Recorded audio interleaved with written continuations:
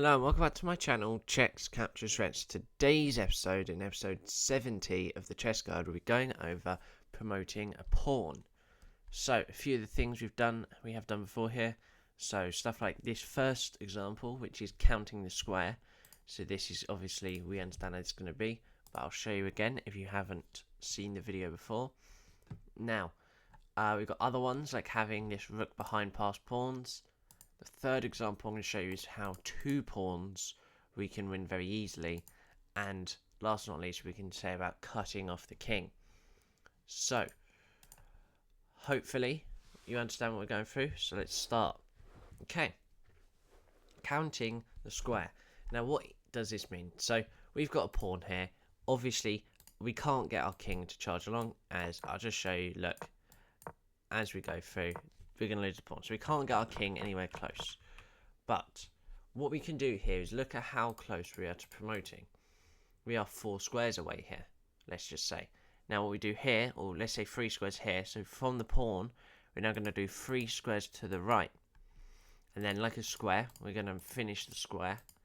So if the king was in any of these squares here, it'd be able to capture the pawn. You know, or obviously next to it here, but this is the distance from this one. So obviously now we aren't close enough. So that means that we can promote fine. Now, let's say that we was 1 move closer. Again, we do the square, and now we realise that black is inside that square. So now when it moves, we're now close enough.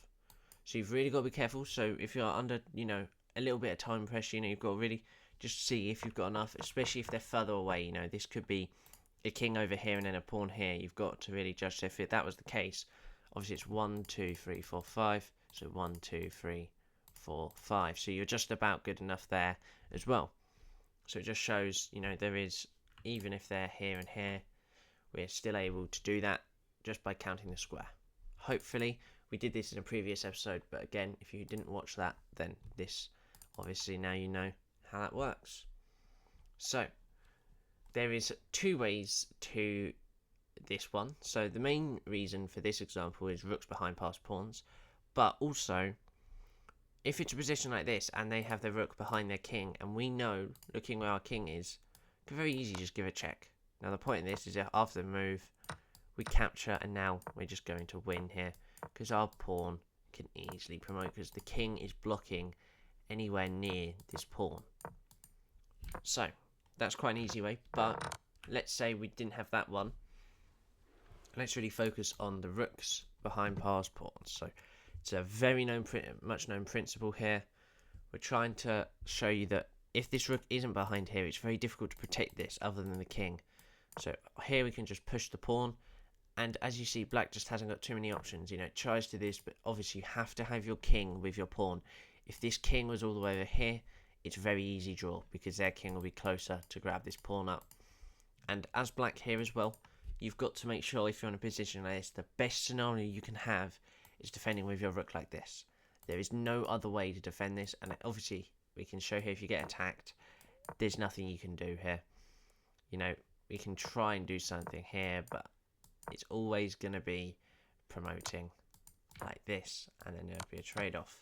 So what we need to know there is, if our rook wasn't behind the past pawn, let's just say we tried to go over this way, they're immediately going to attack us, and we're already on the back foot. If we try to maybe block the king off, we're still letting them come by, and it's just so much harder. I mean, we still probably can do it in this position, but it's just very difficult. It's much, obviously, from what we just did, it's so much easier, but this can be a little bit still right, but at the same time, I wouldn't do that if I was you. We already had that easy way of just saying, get your rook behind the past pawn, and then start, charging for it. So, 2 pawns, very easy. The main thing I want to show you here is that if by any means you get this position where there's 2 pawns, this is brilliant for us, as they cannot, wherever we move our king, they cannot capture this pawn, as we're going to just be able to promote, as they're always going to be 1 move behind. So this is almost kind of like a battery still. They're kind of protecting each other almost, because after this takes we can just promote. So this means that in this scenario we can just get our king up, and whatever it does, it's going to struggle whatever, and we're going to be able to easily promote. So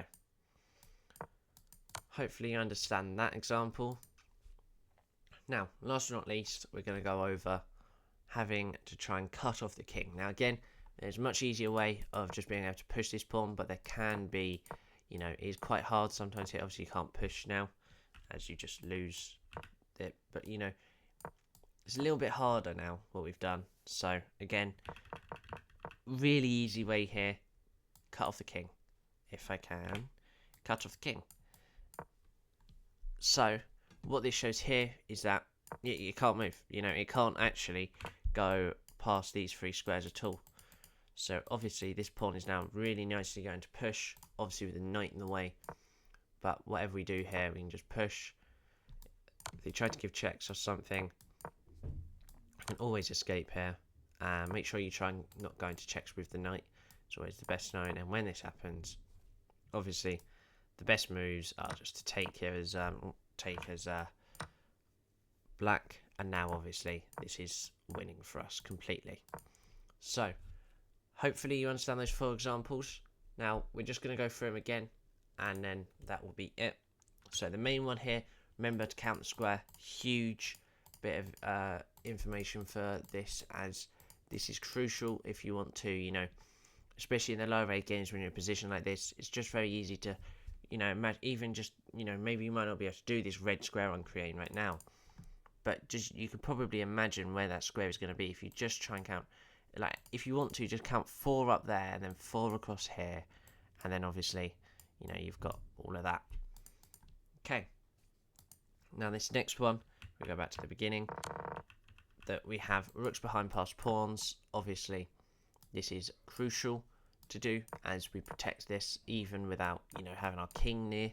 And then when we do, we are quite demolishing in this. So there is that.